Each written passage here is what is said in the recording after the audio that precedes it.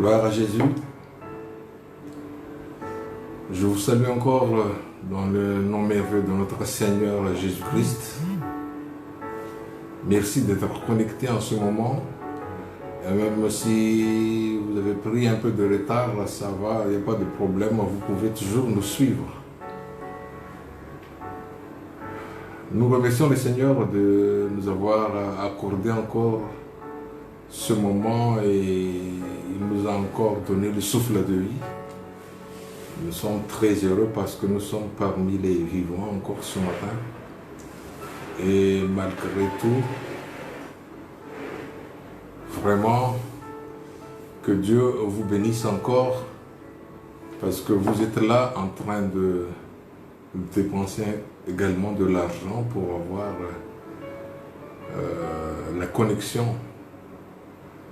Merci encore une fois et que Dieu vous bénisse. Aujourd'hui, comme d'habitude, nous allons vous partager un peu l'évolution de Covid-19 dans ce pays du Gabon. Ce dimanche 11 octobre, le nombre total des cas est de 8835. Ce qui était guéri était de 8189. Et le nombre de décès jusqu'à présent, c'est 54. Ce qui nous donne des pourcentages suivants. Le taux de mortalité est 0,61%. 0,61%. Le taux de guérison est de 92,69%. Le taux de personnes encore malades est de 6,70%. Nous remercions le Seigneur pour ça parce que, comme nous avons dit tout au long de nos partages ici, malgré la prévision par les autres que ça va impacter beaucoup les pays africains, nous remercions le Seigneur et également pour la guérison. Ici, il n'y a pas comme à Madagascar, comme il y a les CVO, mais nous remercions le Seigneur parce que les scientifiques, ils ont pu résoudre le problème. Malgré cela, les lieux d'adoration sont encore restés fermés. Ces lieux sont considérés comme les boîtes de nuit. C'est triste. Et nous continuons à intercéder jusqu'à ce que le blocage soit enlevé. Peu importe ce qui bloque, mais Dieu est toujours tout puissant et il a toujours le dernier mot. Donc, nous voulons encore continuer à travers ce réseau social à vous encourager. Que Dieu ouvre votre intelligence et que vous soyez vraiment abreuvés par la parole de Dieu ce matin. Vous savez, dans la vie de tous les jours, nous devons posséder des instruments de mesure adéquats pour pouvoir bien mesurer les choses. Bon, vous savez que si on veut mesurer la longueur d'une chose, on doit utiliser les mètres. Quel que soit le type de mètre, il y a plusieurs types de mètres, les mètres ruban, les décamètres, les mètres pour, pour les maçons, etc. Si on veut peser le poids, pour mesurer le poids, nous devons utiliser la balance. La boussole nous sert pour nous indiquer la direction. Donc, vous voyez, il faut absolument des instruments adéquats pour nous servir à des instruments de mesure. L'utilisation d'un instrument qui n'est pas adapté nous amène à avoir une fausse information. Ça ne correspond du tout. Ça ne correspond même pas du tout. Et la Bible, c'est un instrument qui nous aide à savoir où nous sommes spirituellement. C'est la Bible seulement qui peut nous servir d'instrument de mesure pour savoir si nous sommes spirituels ou nous ne le sommes pas. Voilà pourquoi nous devons toujours nous référer dans la Bible si nous sommes dans la volonté de Dieu ou si nous ne le sommes pas. C'est notre GPS qui nous indique le chemin pour arriver dans le royaume de Dieu. Elle nous révèle également donc du vrai et du faux. Et en nous contentant de la Bible, nous allons également savoir qui nous sommes ou en quel point nous sommes. Donc ce matin, j'aimerais vraiment vous enseigner et vous partager ce qui nous rend vraiment spirituels. Qu'est-ce qui nous rend vraiment spirituels? C'est une bonne question qui devait se poser à chacun de nous.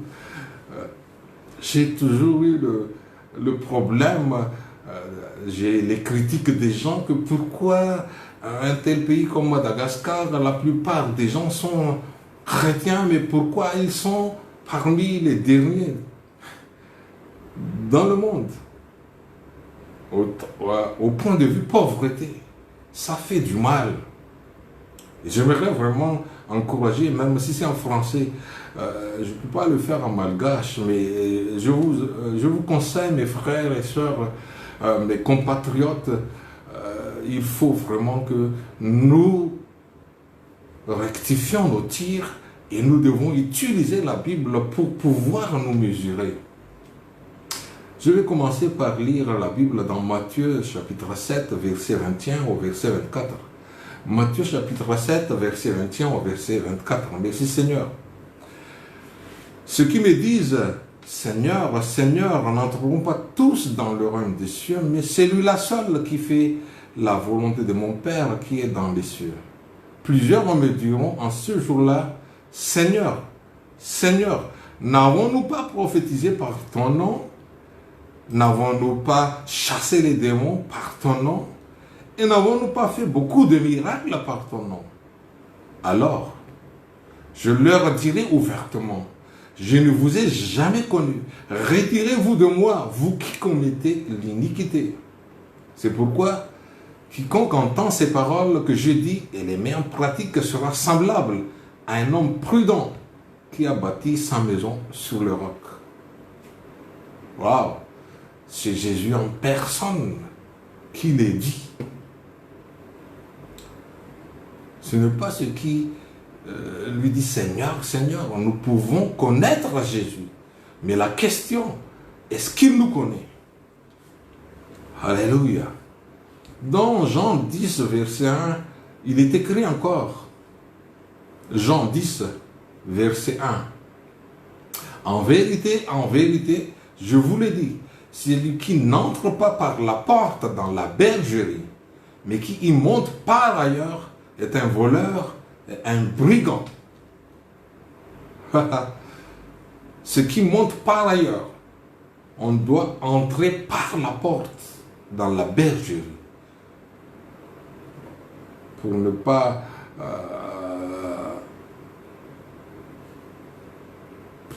être des voleurs. On doit entrer par la bonne porte. Et il a encore ajouté Jean chapitre 10 verset 14. Jean chapitre 10 verset 14. Je suis le berger, je suis le bon berger. Je connais mes brebis, elles me connaissent. Vous voyez, il y a deux choses. Je connais mes brebis, dit le Seigneur, et ils me connaissent. Donc c'est bidirectionnel. Il faut que nous le connaissions et il faut que lui aussi, il nous connaisse. Sinon, ça ne va pas. Donc, sur les passages que nous venons de lire, il s'agit d'entrer par une porte pour accéder là où Dieu veut que nous soyons. Je répète encore, nous pouvons connaître Jésus, mais est-ce qu'il nous connaît également? Peut-être pas. Voilà pourquoi nous devons faire très attention. Nous devons savoir maintenant que nous devons avoir l'assurance que nous sommes en lui et lui en nous. C'est deux choses qu'on ne peut pas séparer l'un de l'autre. Ici, quand vous accomplissez des miracles, quand vous prophétisez, oui, vous le connaissez. Parce que on ne peut pas utiliser le nom de Jésus sans le connaître. Je vous ai déjà dit l'histoire des fils de Sceva dans les Actes des Apôtres. Il utilise seulement le nom, mais il ne connaît pas Jésus. Voilà pourquoi les diables l'ont vraiment, comment dire, les rendait fous. Le diable arrive à enlever leurs habits. Donc, ces gens-là, vous tous, vous qui êtes utilisés pour faire les miracles, la prophétie, et cette prophétie actuellement, ça prend trop d'envergure dans le monde entier. Ce n'est pas uniquement dans ce pays du Gabon. Les gens cherchent la gloire, l'argent et la renommée, et ils se disent tous prophètes. Mais attention, oui, vous connaissez Jésus, mais est-ce qu'il vous connaît? Est-ce qu'il vous connaît? Excusez-moi. Donc, vous pouvez connaître le Seigneur, mais il peut ne pas vous connaître. C'est très important. Voilà pourquoi Paul a vraiment fortifié les Corinthiens. J'aimerais vous dire que ces Corinthiens sont bourrés de dons spirituels. Mais, malheureusement, ils ne sont pas dans la volonté de Dieu. Ou bien, à vrai dire, ils sont des bébés spirituels. Ils n'avancent pas, ils ne croissent pas dans la connaissance de la vérité. 1 Corinthiens chapitre 1, verset 4 au verset 7. Nous allons lire. 1 Corinthiens chapitre 1, verset 4 au verset 7. Je rends à mon Dieu de continuelles actions de grâce à votre sujet, pour la grâce de Dieu qui vous a été accordée en Jésus. Car en lui, vous avez été comblés de toutes les richesses qui concernent la parole et la connaissance. Le témoignage de Christ ayant été solidement établi parmi vous, de sorte qu'il ne vous manque aucun don dans l'attente où vous êtes de la manifestation de notre Seigneur Jésus-Christ. Voilà ce que sont les Corinthiens à ce temps-là. Il ne leur manque aucun don. Continuez toujours dans dans 1 Corinthiens, chapitre 14, au verset 12.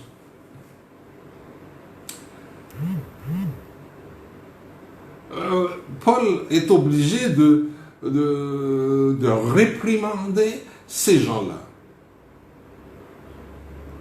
De même, 1 Corinthiens, chapitre 14, verset 12, de même vous, puisque vous aspirez aux dons spirituels, que ce soit pour l'édification de l'Église que vous cherchez, en posséder abondamment.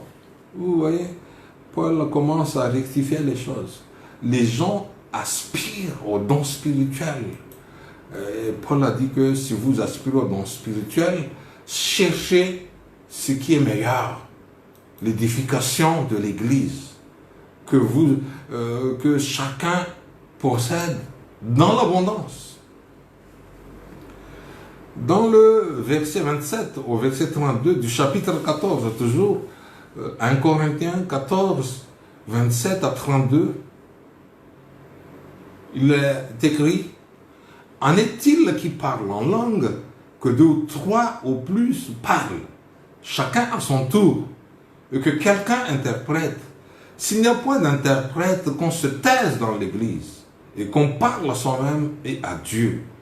Pour ce qui est des prophètes, que 2 ou 3 parlent et que d'autres jugent.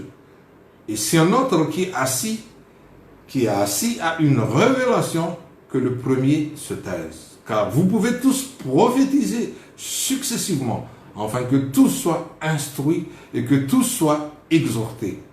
Les esprits de prophètes sont soumis aux prophètes. Ils aiment trop, et bien sûr, ils possédaient des dons spirituels, les Corinthiens, mais ils étaient réprimandés et ils étaient ordonnés par Paul de mettre un peu d'ordre, mettre de l'ordre dans ce qu'on fait. Le verset 40 nous précise vraiment ça, 1 Corinthiens 14, 40, mais que tout se fasse avec bienséance et avec ordre. Vous voyez, ces gens-là, ils étaient vraiment, ils connaissaient les seigneurs, et les seigneurs leur a accordé les dons spirituels, mais avoir les dons spirituels ne veut pas dire que vraiment Dieu nous connaît, ou bien Jésus nous connaît.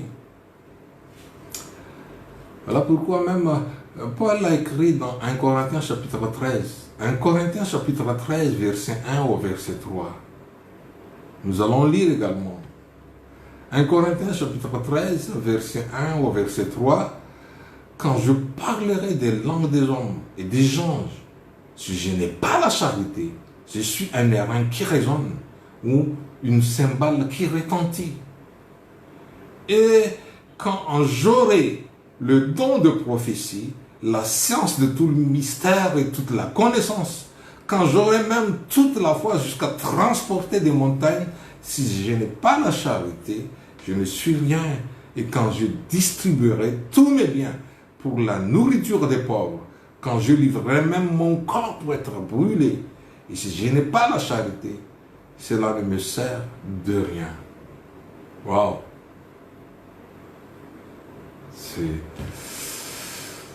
Ça nous frappe comme un grand marteau, la parole de Dieu. C'est comme un marteau. Parler en langue ne veut rien dire. C'est bien beau, c'est le signe d'être baptisé du Saint-Esprit.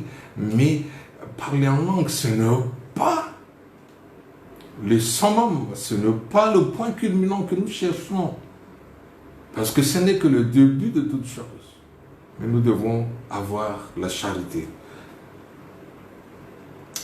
Voilà ce que Paul a dit aux Corinthiens, à ces gens que nous voyons qu'ils sont aimés de Dieu, ils sont bourrés de dons, ils ont tous les dons spirituels.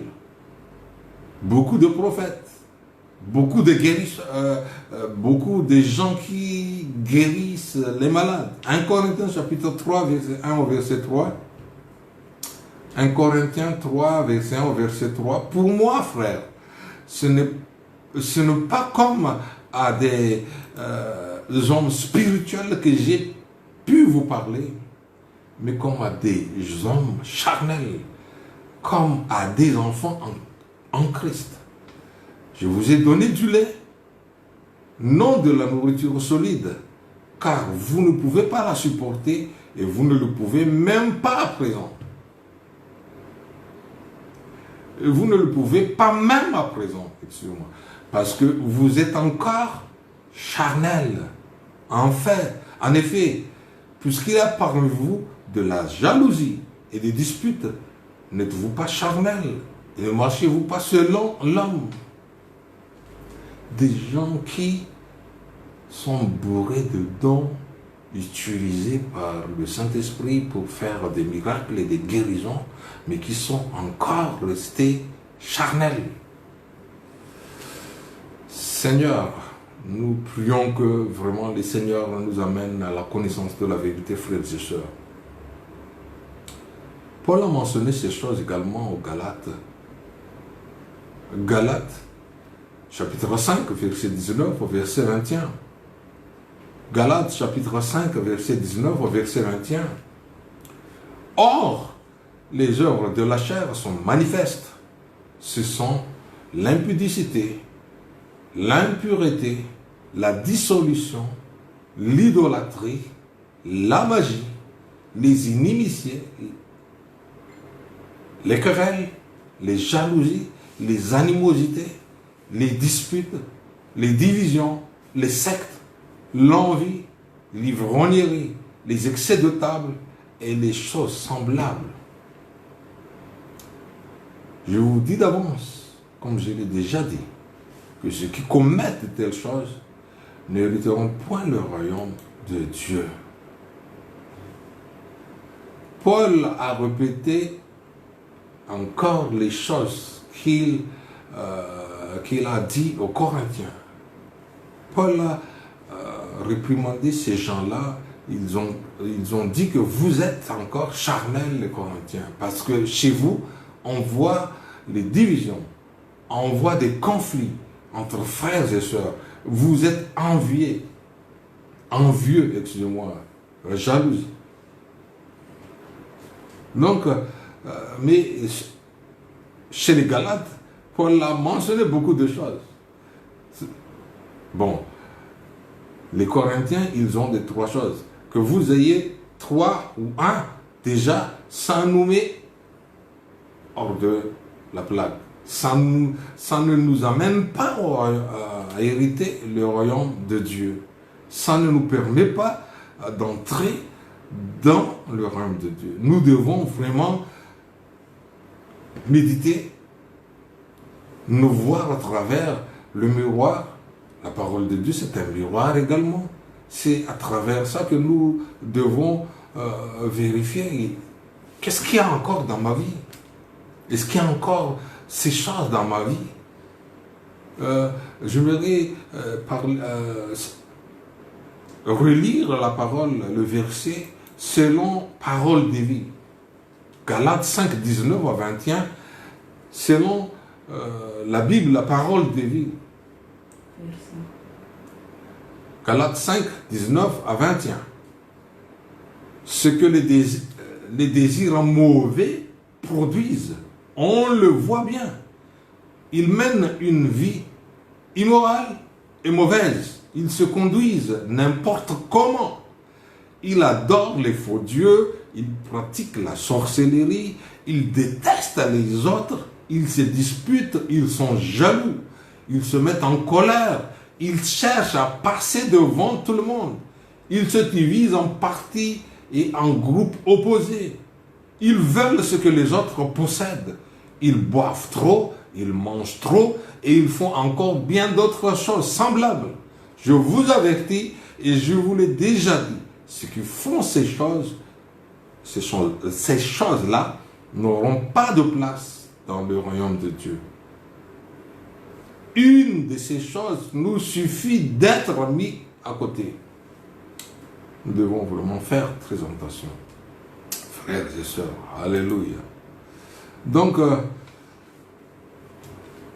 Paul a dit que les Corinthiens avaient tous les dons, mais trois choses ne leur permettront pas de posséder le royaume de Dieu.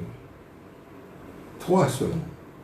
Mais, laissez-moi vous dire que selon l'instrument de mesure, donc quand nous venons de voir la parole de Dieu, nous devons avoir zéro défaut. C'est-à-dire l'absence de toutes les listes que Paul nous a données en Galates chapitre 5. Gloire à Jésus. Bon, pour avoir la qualité totale chez les Toyota, c'est zéro défaut. Mais pour avoir et pour hériter le royaume de Dieu, nous devons également avoir l'absence de la liste de ce que Paul vient de nous citer. On ne va plus répéter, mais vous pouvez lire vous-même Galates 5, verset 19 au verset 21. Donc, connaître Jésus n'est pas seulement savoir qui il est en tant que Seigneur. Et ce n'est pas également accomplir des miracles et des prophéties. Mais Jésus doit également nous connaître. Parce que si nous faisons de telles choses, le Seigneur va nous considérer comme des ouvriers d'iniquité. Et le Seigneur a dit, selon sa parole dans Jean 10, qu'il connaît ses brebis et ses brebis le connaissent. Donc, nous devons, la clé c'est quoi? La clé c'est d'étudier ce que vraiment être une brebis. Pas un faiseur de miracles. Comment nous allons toujours nous servir de l'instrument de mesure? C'est la parole de Dieu. Je veux être vraiment une brebis que Jésus connaît et que je le connais également. Dans Jean 10, nous voyons ceci, dans Jean 10, chapitre 10, verset 3 au verset 5. Le portier lui ouvre et les brebis entendent sa voix. Il appelle par leur nom les brebis qui lui appartiennent et il les conduit dehors. Lorsqu'il a fait sortir toutes ses propres brebis, il marche devant elles et les brebis le suivent parce qu'elles connaissent sa voix. Elles ne suivront point un étranger, mais elles fuiront loin de lui parce qu'elles ne connaissent pas la voix des étrangers. Est-ce que nous connaissons la voix de notre Maître? Alléluia. Quand il nous dit, est-ce que nous le connaissons? Quelquefois, nous avons plus la crainte des hommes. C'est bien d'avoir le respect pour nos dirigeants, mais ce n'est pas nos dirigeants, c'est le grand berger. Alléluia. Il y a des mauvais dirigeants, il y a des bons dirigeants. Je ferme la parenthèse. Ces brebis le suivent. Parce qu'ils connaissent sa voix. Lui aussi, il se met toujours devant. Vous voyez, le bon berger, il est prêt à se donner, à tout donner pour la protection des brebis par derrière. Ce n'est pas les brebis qui dévancent le bon berger. Le Seigneur a parlé de ça également, comment le suivre dans Matthieu 16. Et il a parlé également de l'utilité de le connaître. C'est très important de le connaître. Oui, mais je vous répète encore, il est encore très important qu'il nous connaisse. Gloire à Jésus. Matthieu 16, verset 13 au verset 17. Matthieu 16, verset 13 au verset 17. Jésus, étant arrivé dans le territoire de Césarée de Philippe, demanda à ses disciples, « Qui dit-on que je suis, moi le Fils de l'homme ?» Ils répondirent, « Les uns disent que tu es Jean-Baptiste, les autres, Élie, les autres, Jérémie, ou l'un des prophètes.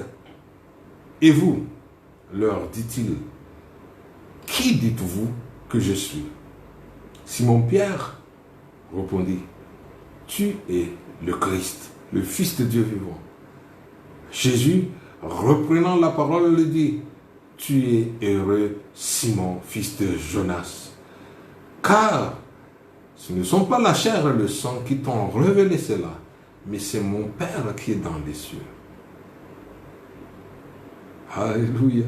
Oui, le Seigneur a connu que Pierre le connaît. Et ce n'est pas ni la chair, ni le sang qui l'ont révélé cela, mais c'est l'Esprit. Ou bien c'est le Père qui est dans les cieux. C'est l'Esprit de Dieu. Nous allons lire un peu 1 Corinthiens 12, verset 3, deuxième partie. 1 Corinthiens, chapitre 12, verset 3. Que nul ne peut dire Jésus est le Seigneur si ce n'est pas par l'Esprit. Vous voyez, Pierre a dit ici, tu es Christ, tu es le Seigneur. Et c'était poussé par l'Esprit. Alléluia. Il y a ici maintenant donc des gens qui connaissent Jésus. Pierre connaissait Jésus.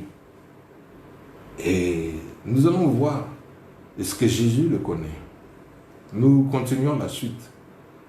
C'est le verset 17 au verset 19 de Matthieu 16.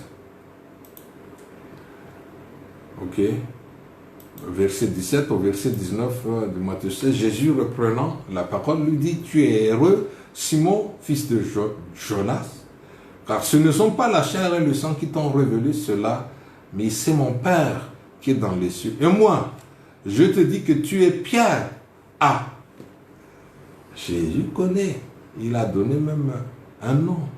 Je te dis que tu es Pierre et que sur cette pierre, je bâtirai mon église et que les portes du séjour des morts ne prévaudront point contre elle.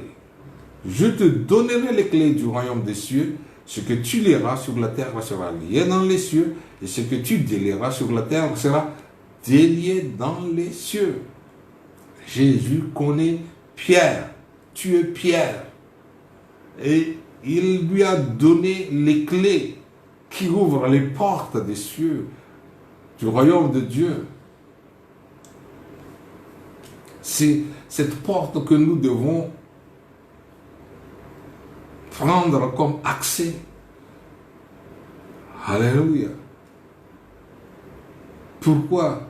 Parce que nous connaissons Jésus. Quand nous connaissons Jésus et que Jésus nous connaît, il nous donne l'accès.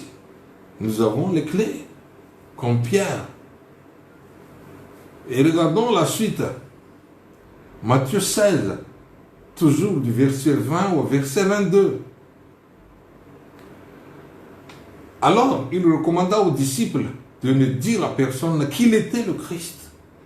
Dès lors, Jésus commença à faire connaître à ses disciples qu'il fallait qu'il allât à Jérusalem et qu'il souffrit beaucoup de la part des anciens, des principaux sacrificateurs et des scribes, qu'il fut à mort et qu'il ressuscita le troisième jour. Pierre, l'ayant pris à part, se mit à le reprendre et dit, « À Dieu ne plaise, Seigneur, cela ne t'arrivera pas. » Après avoir demandé aux disciples qui il est, Jésus-Christ, et que parmi les apôtres, il y a seulement Pierre qui le connaît, inspiré par le Saint-Esprit, et Jésus, à partir de ça également, connaît qui est Pierre. Mais dès que Jésus commençait à parler de la souffrance qu'il va endurer sur la croix, Pierre a renoncé. Et Pierre a dit, « Ah, Dieu ne plaise, Seigneur, cela ne t'arrivera pas. Non, non, non, cela ne t'arrivera pas, Seigneur. » Ah. Waouh! Le Seigneur a parlé de la croix. Et Pierre le rejette. Et à partir de ce moment-là, juste après quelques minutes, quelques secondes seulement, vous voyez, c'est vraiment dangereux. Jésus ne l'appelle plus Pierre, mais il l'appelle Satan. Arrière de moi, Satan. Vous savez, Jésus a traité Pierre de diable. Quand Pierre résiste à l'idée de la croix. La croix est quelque chose qui tue l'envie, qui tue les divisions, qui tue les conflits dans notre vie, nous devons nous renoncer à nous-mêmes à cause de la croix. Voilà pourquoi le Seigneur a dit dans Matthieu 16, 24, après avoir dit toutes ces choses au début, alors, Matthieu 16, 24, on nous dit ceci. Alors, Jésus dit à ses disciples, si quelqu'un veut venir après moi, qu'il renonce à lui-même, qu'il se charge de sa croix et qu'il me suive. Waouh!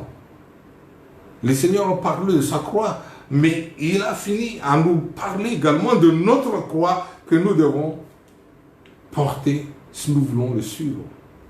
Nous devons suivre Jésus. Y a-t-il des brebis qui le connaissent et qu'il le connaît également? Pierre était vraiment réceptif, il a entendu la voix du Saint-Esprit et il a eu cette révélation. Et nous voyons également que les Corinthiens étaient vraiment remplis de dons.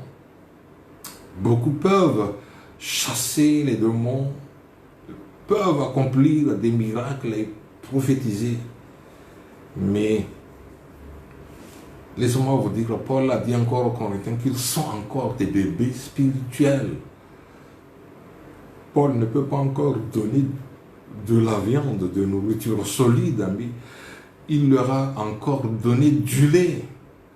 Vous savez, quand vous commencez à grandir et que vous êtes habitué du lait, un corps adulte n'est plus habitué au lait, ça rend malade. Il faut de la nourriture solide. Nous parlons de la croissance spirituelle. Et ici également, malgré la révélation que Pierre a eue, Jésus l'a réprimandé. Il a dit que Pierre, tu es Satan. Alléluia. Et le Seigneur va dire encore à beaucoup de gens qui le savent, qui le connaissent en tant que Seigneur, mais Jésus ne les connaît pas.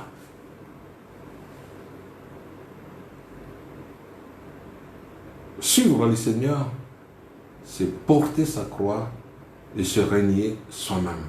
Je répète encore.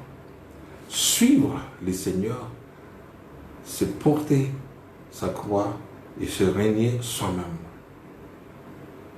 Gloire à Jésus. Nous avons vraiment un exemple concret dans la Bible. La vie de Moïse. Moïse, utilisé par Dieu pour conduire les enfants d'Israël de l'Égypte à la terre promise. Et nous voyons que la Bible nous dit même que Moïse était vraiment... Il n'y a pas de gens qui étaient humbles comme Moïse. Nous voyons ça dans Nombre 12, chapitre 3. Nombre 12, chapitre 12, verset 3, excusez-moi. Or, Moïse était un homme fort patient, plus qu'aucun homme sur la face de la terre. Un homme fort patient, plus qu'aucun homme sur la face de la terre. Mais en voyant ce qui était raconté dans la Bible, dans Exode, nous voyons que les enfants d'Israël ont fait tout pour amener Dieu à être vraiment, comment dire, méchant. Ce n'est pas que Dieu est méchant, mais notre acte l'amène vraiment à nous châtier. Exode 32, du verset 9 au verset 10. Exode 32, du verset 9 au verset 10.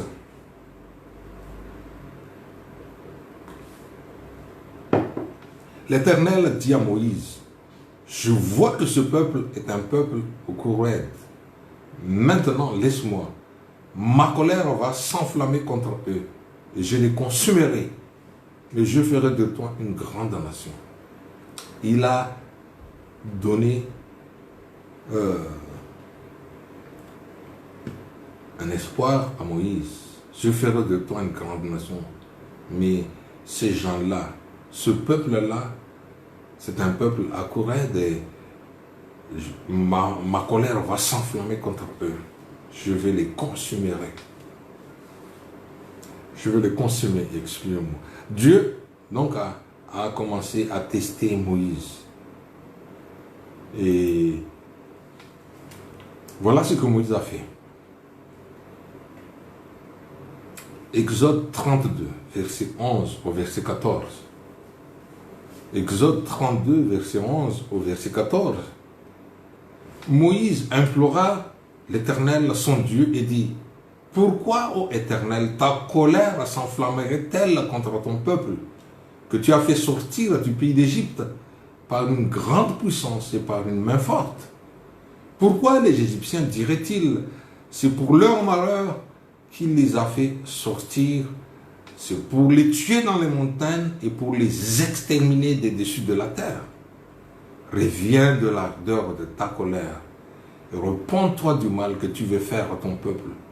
Souviens-toi d'Abraham, d'Isaac et d'Israël, tes serviteurs auxquels tu as dit, en jurant par toi-même: je multiplierai votre prospérité comme les étoiles du ciel, postérité comme les étoiles du ciel, et je donnerai à vos descendants tout ce pays dont j'ai parlé.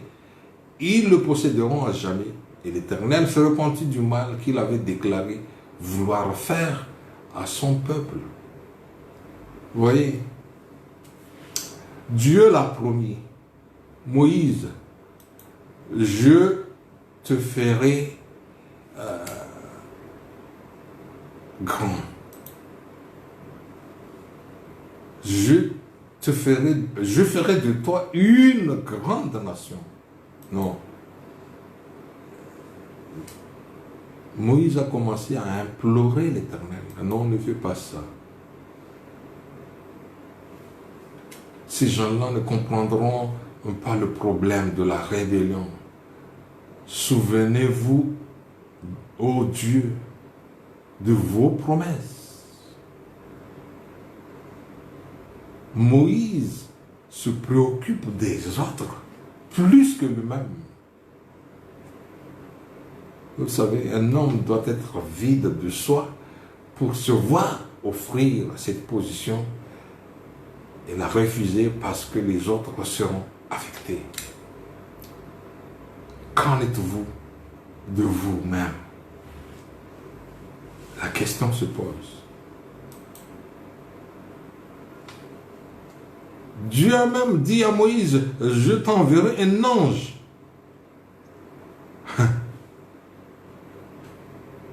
Pour te diriger. Mais Moïse a refusé encore.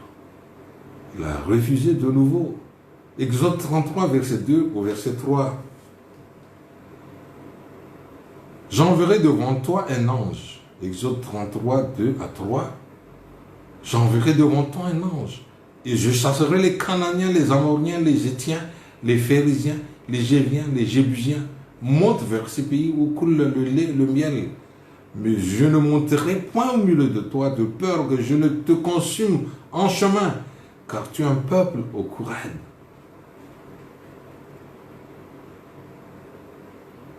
Voyons ce que dit Moïse au verset 12 à 13, Exode 33, verset 12 à 13. Moïse dit à l'Éternel: voici, tu me dis, fais monter ce peuple, et tu ne me fais pas connaître qui tu enverras avec moi. Cependant, tu as dit, je te connais par ton nom, et tu as trouvé grâce à mes yeux. Maintenant, si j'ai trouvé grâce à tes yeux, fais-moi connaître tes voies. Alors je te connaîtrai, et je trouverai encore grâce à tes yeux. Considère que cette nation est ton peuple. Waouh! Quelle belle parole! Dieu a dit, bon, c'est d'accord. Et attention, Moïse a vu encore l'assurance. Au verset 18, Exode 33, verset 18. Moïse dit, fais-moi voir ta gloire. Gloire à Jésus. Moïse a refusé toujours soit d'être conduit par un ange. Un ange quand même, c'est un envoyé de Dieu. Non. Moïse veut que c'est Dieu en personne qui le conduit. Et Moïse rappelle toujours à Dieu ses promesses envers son peuple. Non, c'est toi qui l'as fait sortir. Les gens vont dire que tu l'as fait sortir uniquement pour les exterminer. Pourtant, il a reçu de la part de Dieu que je te ferai une grande nation, Moïse. Si Moïse aime vraiment lui-même, il va dire, oh, merci Seigneur, quelle place, quelle grâce. Mais Moïse a refusé.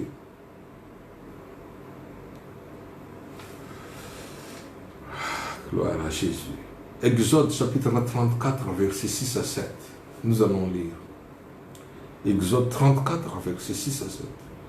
Et l'Éternel passa devant lui et s'écria, l'Éternel, l'Éternel, Dieu miséricordieux et compatissant, lent à la colère, riche en bonté et en fidélité, qui conserve son amour jusqu'à 1000 générations, qui pardonne l'iniquité, la rébellion et le péché, mais qui ne tient point le coupable pour innocent et qui punit l'iniquité des pères sur les enfants et sur les enfants des enfants jusqu'à la 3e et la 4e génération. Nous voyons plus tard que Moïse a été encore testé de la même manière dans Nombre 14, verset 11 au verset 23. Le temps ne nous permet pas de lire, mais vous pouvez lire ceci. C'est la même chose qui s'est passée. Mais Moïse a gardé toujours ce qu'il est. Il ne veut pas que c'est lui qui est mis au-dessus de tout le peuple. Mais il pense toujours aux autres. Gloire à Jésus. Vous pouvez lire Nombre 14, verset 11 au verset 23. Le temps nous manque de lire tout cela. Donc le Seigneur a testé Moïse. Mais Moïse, il a pu passer les tests et nous allons tirer uniquement des conclusions que nous ne devons pas nous concentrer sur la prophétie et les dons de guérison, dons des miracles. Nous ne devons pas suivre les miracles, nous devons suivre Jésus. Avec notre croix. Et les miracles viendront par-dessus tout. Alléluia. C'est-à-dire que nous ne sommes pas à la recherche des miracles. Les miracles vont nous suivre par derrière, frères et sœurs. Je répète encore Matthieu 16, 24. Matthieu 16, 24. Alors Jésus dit à ses disciples, si quelqu'un veut venir après moi, qu'il renonce à lui-même, qu'il se charge de sa croix et qu'il me suive. Marc chapitre 16, verset 17. Marc chapitre 16, verset 17. Voici les miracles qui accompagneront ceux qui auront cru en mon nom. Ils chasseront les démons, ils parleront de nouvelles langues. Gloire à Jésus. Vous voyez tout cela. Voici les miracles qui accompagneront ceux qui auront cru. On ne cherche pas uniquement les dons pour se faire voir ou bien pour se dire que moi je suis exceptionnel. Non. Frères et sœurs, nous devons suivre le Seigneur. Nous devons porter notre croix.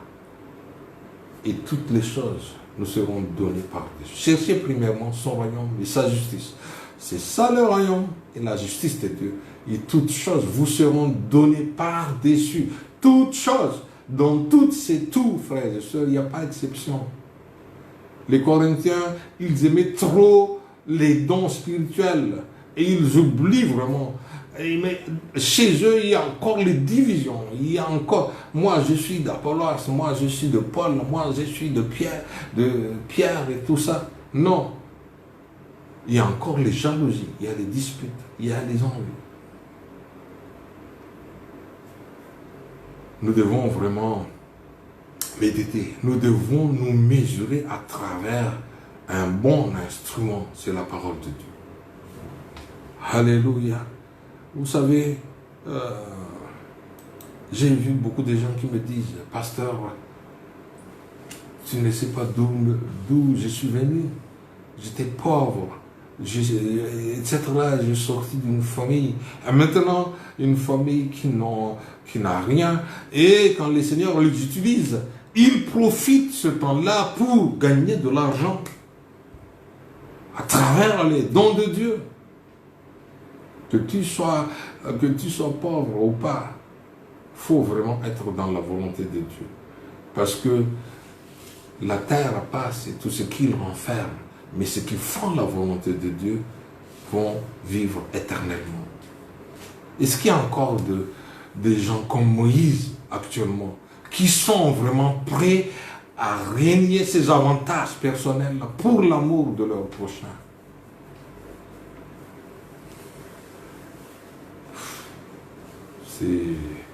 C'est une question qui se pose à nous tous ce matin. Vous savez, pour l'amour de l'argent, pour la recherche de la gloire, pour le maintien de la position, pour avoir le cœur des dirigeants, etc., etc. Beaucoup sont capables de trahir leurs frères. Beaucoup sont capables même de mentir. Approchons-nous de la croix du Seigneur et portons notre croix pour l'accès auprès du Seigneur, frères et sœurs. Nous devons grandir spirituellement. Oui, les gens s'accrochent trop. Ah, nous sommes dans telle organisation. Nous connaissons Jésus. Oui, parce que nous étions morts avec lui, nous étions ensevelis avec lui et nous étions ressuscités avec lui. Les Corinthiens aussi, ils le sont. Mais ils ont resté bébés spirituels. J'aimerais vraiment que ceux qui entendent la parole de Dieu ce matin, vous croissez dans la connaissance de la grâce. Que vous croissiez vraiment dans la connaissance de la volonté de Dieu. C'est porter. Dès qu'on touche à ce moi, ouf, ça se lève. Nous cherchons trop notre bénédiction personnelle sans mettre les yeux sur les bénédictions de nos frères et sœurs. Alléluia. Venir dans ce pays pour prêcher la volonté de Dieu, nous en avons connu beaucoup de choses. Je ne suis pas là pour vous raconter. Mais laissez-moi vous dire seulement, si nous ne tuons pas notre nous-mêmes, nous devons renoncer à nous-mêmes. Nous ne pouvons jamais mettre les pieds dans le royaume de Dieu. Que Dieu vous bénisse. Donc, je résume, nous avons vraiment un grand modèle, Moïse, qui a su renoncer à lui-même pour l'amour des enfants de Dieu. Même si Dieu en personne l'a promis une place, à la place d'Abraham. Peut-être qu'aujourd'hui, on ne parle plus de fils d'Abraham, mais on va parler de fils de Moïse. Si Moïse a accepté ça. Mais Moïse n'a jamais accepté cela. Pourquoi? Parce qu'il a régné à lui-même. Conclusion, frères et sœurs, ce n'est pas le don, Ce n'est pas les miracles que vous faites. Ce n'est pas même les prophéties que vous donnez. Mais régnez à vous-même. Alléluia. Gloire à Jésus. Et vous êtes vraiment dans la volonté de Dieu. Moi, même si on me fait peur pour mes positions personnelles, je n'ai pas peur si je suis dans la volonté de Dieu. Personne ne peut m'enlever dans l'appel de Dieu. Si c'est Dieu qui vous appelle, personne ne peut enlever l'appel de Dieu dans votre cœur. Gloire à Jésus. Que Dieu vous bénisse et merci encore. Je pense que c'est suffisant pour ce matin et à la prochaine. Soyez bénis, frères et sœurs. Alléluia. Merci Seigneur.